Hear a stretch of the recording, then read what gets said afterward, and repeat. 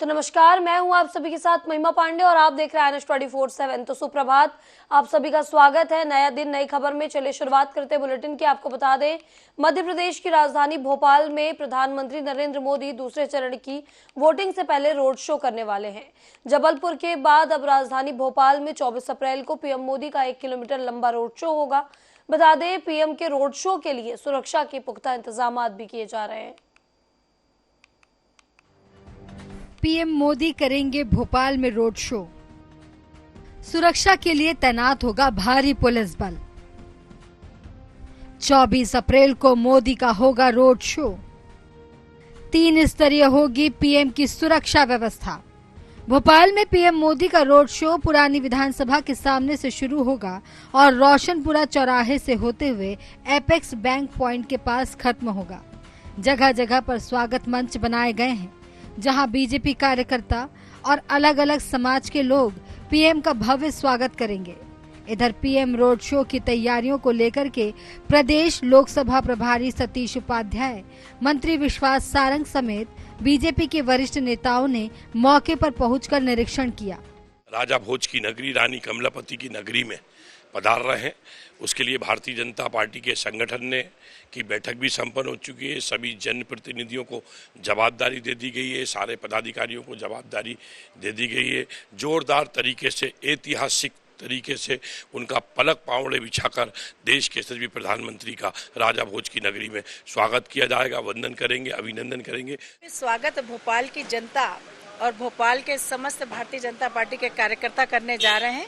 कोई कमी ना रह जाए, इस दृष्टि से लगातार हर व्यवस्था को चाक चौबंद किया जा रहा है। इस दृष्टि से आज की हमारी बैठक आयोजित की गई थी। मुझे लगता है कि बहुत भव्य प्रधानमंत्री जी का स्वागत हमारे भोपाल शहर में 24 तारीख को होने जा रहा है। प्रधानमंत्री के रोड शो की सुरक्षा व्यवस्था संभालने के लिए दिल्ली से स्पेशल प्रोटेक्शन ग्रुप के अधिकारियों का दल राजधानी पहुंच चुका है। इस दौरान सोमवार और मंगलवार रोड शो की रिहर्सल की जाएगी। पीएम नरेंद्र मोदी के रोड शो के दौरान पूरे शहर भर में चाक चौबंद सुरक्षा व्यवस्था रहेगी। लगभग 2000 पुलिस कर्मचारियों को मोर्चे पर तैनात किया जा रहा है। इसके अलावा एसपीजी के स्पेशल कमांडो 3 सुरक्षा चक्र में तैनात किए जाएंगे। इस सुरक्षा व्यवस्था को लेकर के पुलिस बड़ी गंभीर है और लगातार सुरक्षा के जो उच्चतम मापदंड है उनके अनुरूप पुलिस काम कर रही है और उसके लिए लगातार बैठकें हुई हैं। लगभग 2000 से ज़्यादा का अतिरिक्त बल लगाया गया है। 25 वरिष्ठ पुलिस अधिकारी हैं और पुलिस जो भी छोटे सूक्ष्म जो इसमें विभिन्न सावधानियां रखती हैं उनको सुनिश्चित कर रही है। भोपाल में तीसरे चरण में मतदान है। मुख्य मुकाबला बीजेपी और कांग्रेस के बीच में है। यह बात अलग है कि यह लोकसभा बीजेपी के गढ़ के रूप में जाना जाता है, लेकिन कांग्रेस ने कायस्थ प्रत्याशी को चुनाव मैदान में उतारकर मुकाबले को दिलचस्प बना दिया है। NH24/7 के लिए भोपाल से सनी मालवीय की रिपोर्ट। और चलिए आगे बढ़ते हैं। आपको बता दें, प्रधानमंत्री नरेंद्र मोदी 24 अप्रैल को भोपाल में बीजेपी प्रत्याशी आलोक शर्मा के समर्थन में रोड शो करेंगे। इस दौरान सुरक्षा के चाक चौबंद व्यवस्था की गई है। लगभग 2000 पुलिस कर्मचारियों को मोर्चे पर तैनात किया गया है। वहीं पुलिस कमिश्नर समेत 30 IPS अफसर प्रधानमंत्री की सुरक्षा व्यवस्था की निगरानी करेंगे। सुरक्षा इंतजाम को लेकर पुलिस कमिश्नर से खास बातचीत की हमारे INH संवाददाता ने। कमिश्नर हरिनारायण चारी जी हमारे साथ मौजूद है, उनसे बात करेंगे। सर, पीएम मोदी का रोड शो होने वाला है भोपाल में, क्या कुछ सुरक्षा रहने वाली है? इस सुरक्षा व्यवस्था को लेकर के पुलिस बड़ी गंभीर है और लगातार सुरक्षा के जो उच्चतम मापदंड है उनके अनुरूप पुलिस काम कर रही है और उसके लिए लगातार बैठकें हुई हैं। लगभग 2000 से ज़्यादा का अतिरिक्त बल लगाया गया है। 25 वरिष्ठ पुलिस अधिकारी हैं और पुलिस जो भी छोटे सूक्ष्म जो इसमें विभिन्न सावधानियां रखती हैं उनको सुनिश्चित कर रही है। सर, कितनी 3 लेयर सुरक्षा, कैसी सुरक्षा रहेगी? इसमें तकनीक के साथ साथ जो हमारे प्रशिक्षित जवान होंगे, विभिन्न जो हमारे QRT के जवान हों, हम जानते हैं कि इसमें SPG भी एक सुरक्षा का महत्वपूर्ण घटक होती है, तो कई एजेंसीज मिल करके इसको बेहतर ढंग से कर रही है। सर, ये तकनीकी जो ड्रोन है वो भी चलाए जाएंगे सुरक्षा के? चुनाव के समय, खासतौर पर कार्यक्रम के समय, किसी भी तरह के ड्रोन का परिचालन प्रतिबंधित है, लेकिन पूर्व में जब मार्ग का निरीक्षण करेंगे उस समय तकनीक का इस्तेमाल किया जा सकता है। अभी सर जो रोड शो होगा उस समय संप्रेषण चिन्ह जो मार्क्स बने हैं, तो उधर क्या कुछ सुरक्षा रहेगी? उन सारे जगहों पे हम जानते हैं कि छोटे छोटे तकनीकी जो बारीकियां होती हैं, मार्ग की सुरक्षा व्यवस्था से जुड़ी जो सावधानियां होती हैं, उस समय जो लोग आते हैं उनकी चेकिंग होती है। इन सारे बिंदुओं में पुलिस काम कर रही है। ये थे हमारे साथ भोपाल कमिश्नर, जिनका साफ तौर से कहना है कि जगह जगह कर जो है पुलिस बल तैनात रहेगा। 2000 से ज्यादा पुलिस अधिकारी कर्मचारी तैनात रहेंगे। कैमरामैन विपिन के साथ सनी मालविया, INS न्यूज भोपाल। और चलिए आगे बढ़ते बता दें, पूरे देश में लोकसभा का चुनाव का दौर जारी है। भारतीय जनता पार्टी इस बार अपनी रणनीति के तहत अपने सबसे मजबूत पक्ष युवा वोटर के लिए पूरी मेहनत करते हुए चुनाव की बैतरणी पार करने के लिए युवा मोर्चा को आगे किए हुए है। बीजेपी के नेताओं का भरोसा है कि बीजेपी के सभी अलग अलग 24 मोर्चा के सबसे ज्यादा सशक्त युवा मोर्चा ही है और उसके कार्यकर्ता जनता के बीच जा रहे हैं। बता दें कि 25 अप्रैल को पीएम मोदी ग्वालियर अंचल के दौरे पर आ रहे हैं। वहीं युवा मोर्चा ग्वालियर अंचल की चारों लोकसभा जीतकर पीएम मोदी को उपहार के रूप में देने का संकल्प ले चुका है। इसे लेकर लगातार भाजपा के प्रत्याशी और युवा मोर्चा की लगातार बैठकें हो रही हैं। मोदी हाउस में खुले बीजेपी दफ्तर में लोकसभा प्रत्याशी ने युवा मोर्चा के पदाधिकारियों की बैठक लेकर 121 पर चर्चा की, आपको बता दें, माफ कीजिएगा, 1-to-1 चर्चा की है और फीडबैक भी लिया है।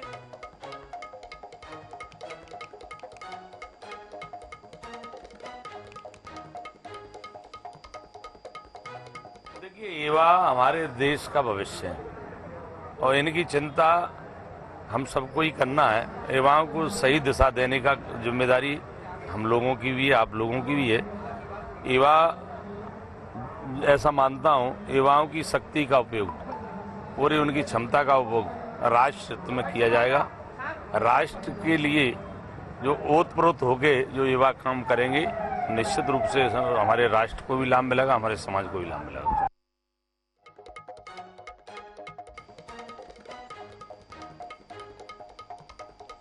और चलिए आगे बात करते हैं इंदौर की, जहां इंदौर लोकसभा सीट पर सियासी घमासान तेज हो गया है।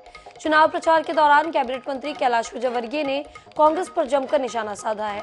उन्होंने राहुल गांधी की तबीयत खराब होने समेत कई अन्य मुद्दों पर कटाक्ष किए हैं। साथ ही कई मुद्दों पर कांग्रेस को घेरने की कोशिश भी की।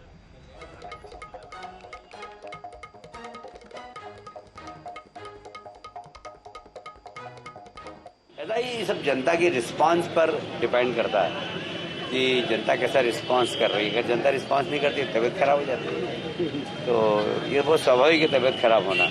हाँ, अगर जनता रिस्पांस करती है तो बुखार में भी व्यक्ति जाता है।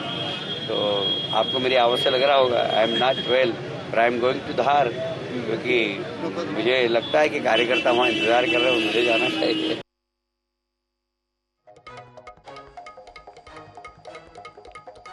और एमपी की सियासत में महाराजा और राजा की सियासी अदावत किसी से छिपी नहीं है। केंद्रीय मंत्री ज्योतिरादित्य सिंधिया का ताजा बयान सुर्खियों में है। उन्होंने कहा कि सरकार नहीं बदलता तो लाडली बहना योजना का पैसा कमलनाथ और दिग्विजय सिंह की जेब में जाता। इस पर दिग्गी राजा ने भी तीखा पलटवार किया है। इन सब पर देखिए हमारी एक खास रिपोर्ट। सिंधिया का एक तीर से दो निशाना, बताया क्यों जरूरी था सरकार गिराना। चुनावी जिक्र में फिर लाडली बहना, कमलनाथ दिग्विजय पर भी निशाना।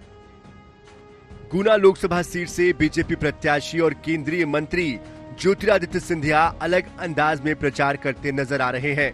उनके ताजे बयान से कांग्रेस तिलमिला गई है। उन्होंने गुना के अमोदा में एक सभा को संबोधित करते हुए कहा कि अगर मैं सरकार नहीं बदलता तो लाडली बहना योजना का पैसा कमलनाथ और दिग्विजय सिंह की जेब में जाता। लाडली बहना कौन है? 1250 रुपया खाते में मिल रहा है। अगर मैं सरकार नहीं बदलता तो कमलनाथ और दिग्विजय सिंह के पॉकेट में वो पैसा होगा। सिंधिया के बयान पर राजगढ़ से चुनाव लड़ रहे कांग्रेस प्रत्याशी और पूर्व सीएम दिग्विजय सिंह ने जवाब दिया। चाचौड़ा में प्रेस कॉन्फ्रेंस के दौरान सिंधिया के ही पुराने बयानों का जिक्र करते हुए कई सवाल दागे। इतना ही नहीं, प्रदेश कांग्रेस अध्यक्ष जितू पटवारी ने भी सिंधिया के खिलाफ मोर्चा खोल दिया। लेकिन वो कहते थे कर्जा अगर माफ नहीं हुआ तो मैं सड़कों पर उतरूंगा, अतिथि शिक्षकों की नियुक्ति नहीं हुई तो मैं सड़क पर उतरूंगा। लेकिन सड़क पर उतरने के बजाय वो तो हवाई जहाज में बैठ के पहुंच गए। क्यों कुपोषित है शिवपुर गुना, वहाँ के बच्चे मातृ मृत्यु दर सबसे ज़्यादा क्यों है, वहाँ चीतों के लिए व्यवस्था हो गई पर इंसानों के लिए क्यों नहीं पानी पीने का? क्या कारण है कि वहाँ के बच्चों को स्कूल नहीं मिला, कॉलेज नहीं मिला, स्वास्थ्य सेवाएं नहीं मिली? इसका उत्तर देना चाहिए। इधर उधर की बात करने से क्या हुआ, आप इतने साल से वहाँ सांसद। इस बार लोकसभा चुनाव को राजनीतिक विश्लेषक अलग चश्मे से देख रहे हैं। पहले चरण में हुई कम वोटिंग के भी साइड इफेक्ट का विश्लेषण किया जा रहा है। इसी कड़ी में सिंधिया के ताजा बयान को भी अगर सियासी थर्मामीटर से नापे तो लगता है कि लाडली बहना को साधने की कोशिश की जा रही है। Bureau report, INS 24/7।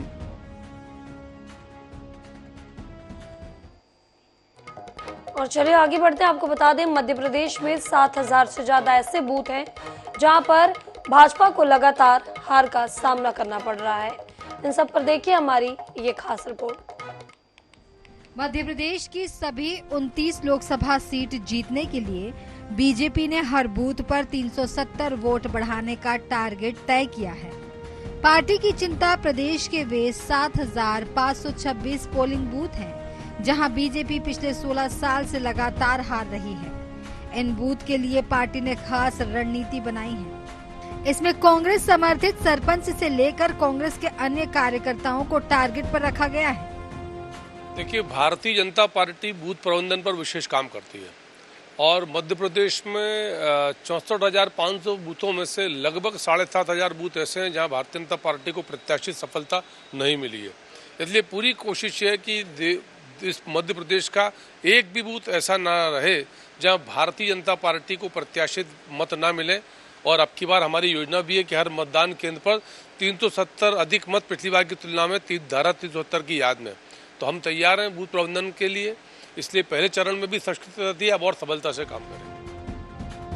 CM doctor Mohan Yadav की उज्जैन दक्षिण सीट के 16 बूथ, पूर्व सीएम शिवराज सिंह चौहान की बुधनी के 6, पूर्व गृह मंत्री नरोत्तम मिश्रा के 23, विधानसभा अध्यक्ष नरेंद्र सिंह तोमर की दिमनी सीट के 44 बूथ। आदिवासी बहुल 4 सीटों पर बीजेपी की हालत खराब। सिवनी जिले के लखनादौन विधानसभा में 169 पोलिंग बूथ ऐसे हैं जहां बीजेपी पिछले 5 चुनावों में कभी नहीं जीत सकी है। धार जिले की कुक्षी विधानसभा में 160 पोलिंग बूथ ऐसे हैं जो बीजेपी पिछले 4-5 चुनावों में कभी नहीं जीत सकी है। डिंडोरी विधानसभा क्षेत्र में 144 बूथ जीत नहीं सकी है। भारतीय जनता पार्टी ने अब हारे हुए इन बूथों पर जीत के लिए पूर्व कांग्रेस नेताओं को साधने की कवायद शुरू कर दी है। वहीं ग्रामीण क्षेत्रों में पार्टी हारे हुए बूथों को जीतने के लिए सरपंचों का सहारा लेने की तैयारी में है। कुछ जगहों पर पार्टी ने जातिगत समीकरण के हिसाब से रणनीति बनाई है। अनुराग मालवीय, INH 24/7 भोपाल। और चलिए आगे बढ़ते बता दें, 24 अप्रैल को प्रधानमंत्री नरेंद्र मोदी मध्य प्रदेश की राजधानी भोपाल के दौरे पर आ रहे हैं। इस दौरान पीएम मोदी भोपाल सीट से प्रत्याशी आलोक शर्मा के पक्ष में रोड शो करेंगे, जिसके लिए रूट प्लान तैयार कर लिया गया है। बता दें, भाजपा की नेताओं की भी तैयारियां यहां पर शुरू हो चुकी हैं, वो तैयारियों में जुटे हैं। 24 अप्रैल को भोपाल में प्रधानमंत्री नरेंद्र मोदी के होने वाले रोड शो के पहले सोमवार को इसकी रिहर्सल की गई। हालांकि आज भी रिहर्सल के दौरान रोड शो वाले रूट पूरी तरह से बंद रहेंगे। इसके अलावा पुराने एयरपोर्ट से मिंटो हॉल तक के रूट को पीएम के कारकेड के आने के 5 मिनट पहले पूरा रास्ता बंद किया जाएगा। वहीं सीएम डॉक्टर मोहन यादव ने सोमवार रात पीएम के रोड शो के पूरे रूट की व्यवस्थाओं का जायजा लिया। उनके साथ बीजेपी की लोकसभा चुनाव के प्रदेश प्रभारी सतीश उपाध्याय, मंत्री विश्वास सारंग, प्रदेश महामंत्री भगवान दास सबनानी और महापौर मालती राय भी मौजूद थी।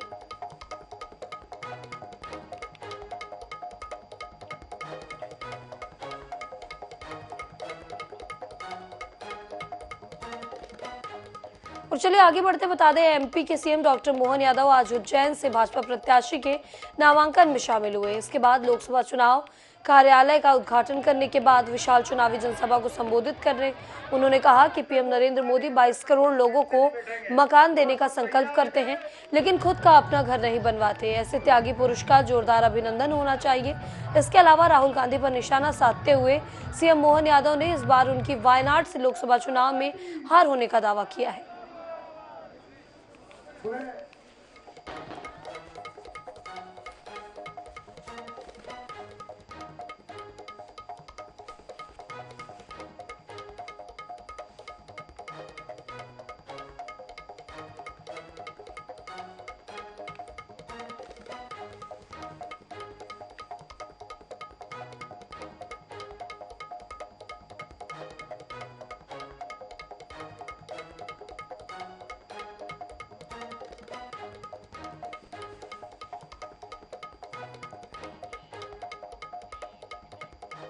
और मध्य प्रदेश में लोकसभा चुनाव को लेकर भाजपा के स्टार प्रचारक पूर्व सीएम शिवराज सिंह चौहान होशंगाबाद पहुंचे, जहां उन्होंने होशंगाबाद लोकसभा क्षेत्र के उदयपुरा विधानसभा के देवरी नगर में भाजपा प्रत्याशी दर्शन सिंह चौधरी के पक्ष में सभा को संबोधित किया। इस दौरान उन्होंने जनसभा को संबोधित करते हुए कांग्रेस के शीर्ष नेतृत्व पर निशाना साधा। उन्होंने कहा कि मैडम सोनिया ने रायबरेली से चुनाव हार के डर से नहीं लड़ने का फैसला लिया है और राहुल गांधी अमेठी से वायनाड पहुंच गए क्योंकि अमेठी की जनता ने उन्हें बायकॉट कर दिया है। कांग्रेस पूरी तरह से खत्म हो गई है। इसके साथ ही उन्होंने कहा कि पीएम मोदी के नेतृत्व में हम 400 पार होंगे और देश और प्रदेश में विकास करते रहेंगे।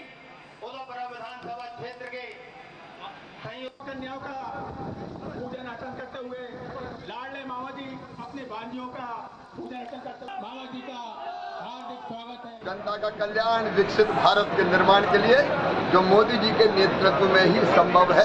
विकास निरंतर चलने वाली प्रक्रिया है, जो हो गया उसके आगे और बढ़ेंगे।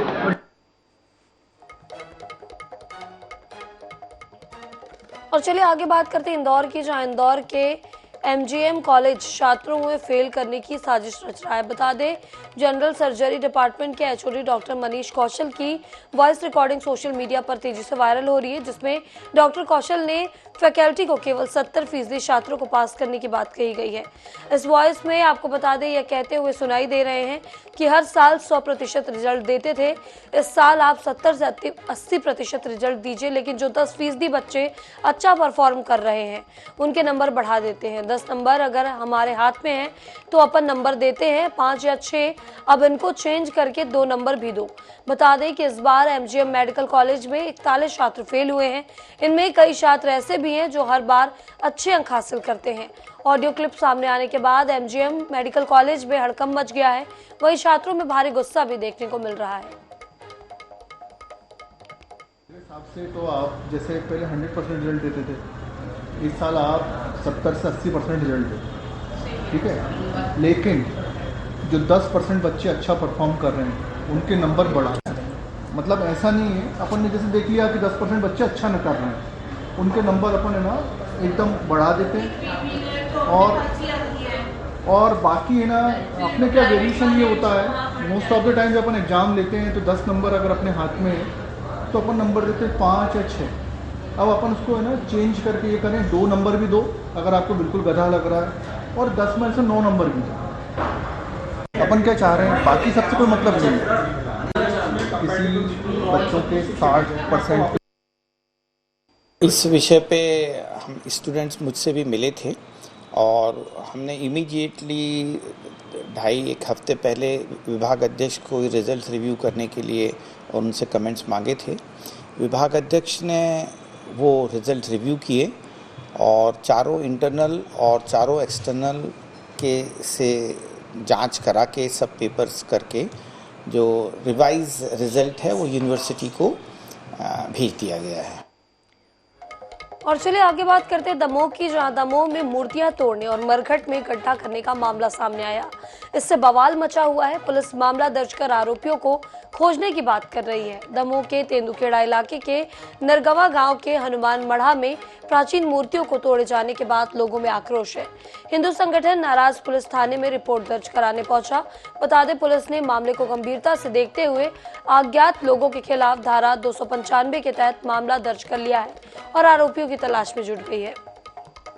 सूचना प्राप्त हुई थी कुछ लोगों के द्वारा कि नरगवा के तालाब के किनारे कुछ प्राचीन युग की मूर्तियां रखी हुई हैं, खेर माता की भी मूर्ति रखी हुई है, उसको किसी अज्ञात व्यक्ति के द्वारा रात में क्षति पहुंचाई गई है। उस पर से धारा 295 का के अंतर्गत कार्रवाई की गई है और शीघ्र ही उनके खिलाफ पकड़ के कार्रवाई की जाएगी। और चलिए बात करें आगे रायसेन की, जहां रायसेन के नगतरा में नियमों को ताक पर रखकर शराब दुकान संचालित की जा रही है। नियम के अनुसार हाईवे से शराब की दुकान की दूरी लगभग 220 मीटर होनी चाहिए, लेकिन यहां शराब की दुकान मुख्य मार्ग पर ही संचालित हो रही है।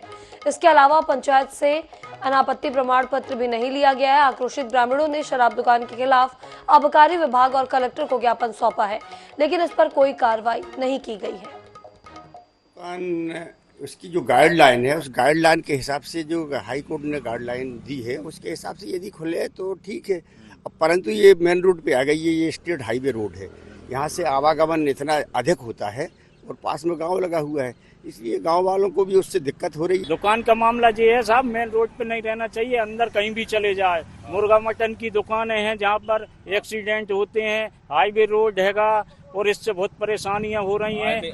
आपके द्वारा यह तथ्य संज्ञान में लाया गया है। वैसे जहाँ भी लिकर शॉप खोली जाना चाहिए उसके लिए नॉर्म्स शासन द्वारा फिक्स किए गए हैं। तो नक्तरा की जिस शॉप की बात कर रहे हैं उसकी हम जांच कराएंगे और यदि नॉर्म्स के विरुद्ध होगी तो उस पर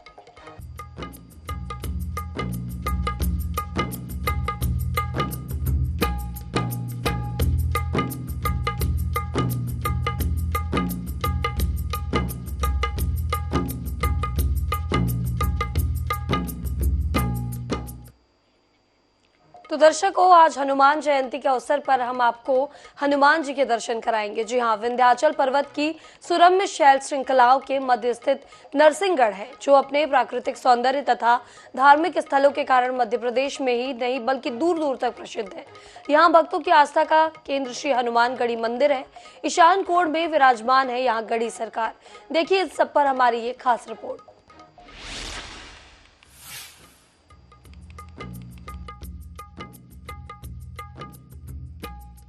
भोपाल से लगभग 82 किलोमीटर दूर जयपुर जबलपुर हाईवे पर स्थित राजगढ़ जिले की नरसिंहगढ़ तहसील है। पहाड़ों के बीच कटोरा नुमा शहर बसा हुआ है, जहां पूर्व दिशा में किला, दक्षिण में बड़े महादेव जी का मंदिर है, पश्चिम में काकशिला और उत्तर में हनुमान गढ़ी स्थित है। हनुमान गढ़ी मंदिर के बारे में महंत दीपेंद्र दास ने बताया कि श्री बड़ी हनुमान गढ़ी की स्थापना सन 1681 ईस्वी में रावत परशुराम जी द्वारा की गई थी। नगर स्थापना की शुरुआत में इस स्थान पर किले का निर्माण कराया जा रहा था। एक अलौकिक संकेत के आधार पर रावत परशुराम ने निर्माण रोककर सामने की पहाड़ी पर किला बनवाया। पूर्व से स्थापित ईशान मुखी श्री हनुमान प्रतिमा को यहाँ विराजित किया गया। यहाँ विराजित प्रतिमा को नगर रक्षक माना जाता है। प्रतिवर्ष हनुमान जयंती पर यहाँ भव्य आयोजन होता है। सभी ने हनुमान जी की प्रतिमा पूर्व, पश्चिम, उत्तर और दक्षिण जैसी दिशाओं में देखी है, लेकिन श्री गढ़ी सरकार ईशान कोणमुखी है। कहा जाता है कि ईशान मुखी हनुमान जी से जो भी मांगा जाए वो जल्द से जल्द पूरा कर देते हैं। ईशान कोण देवताओं की दिशा मानी जाती है। यहाँ प्रत्येक हनुमान जयंती पर अभिषेक, महाप्रसादी, विशाल चल समारोह का आयोजन किया जाता है। INS 24/7 के लिए नरसिंहगढ़ से संकल्प मिश्रा की रिपोर्ट।